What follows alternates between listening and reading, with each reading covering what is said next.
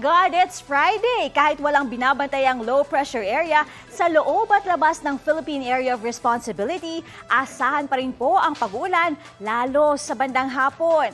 Base sa datos ng Metro Weather, bahagyang lalakas muli ang pag-ihip ng northeasterly wind sa malaking bahagi ng Luzon. Inaasahang maraming lugar ang makakapagtala ng malamig na temperatura sa darating na weekend. Sweater weather, ika nga. Bukod dyan, magdadala rin ng pag-uulan ang northeasterly, partikular yung mga nasa eastern section ng Luzon.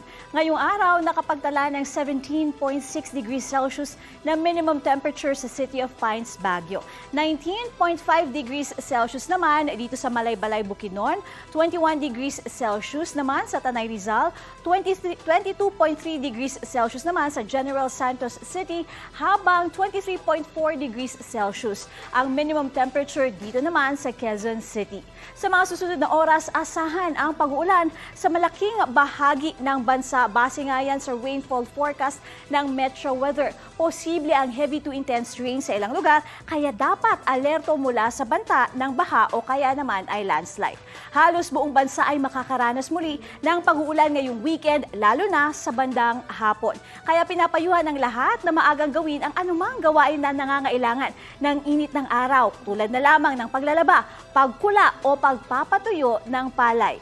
Posible ring muli ang ulan ngayong araw at sa darating na weekend dito sa Metro Manila.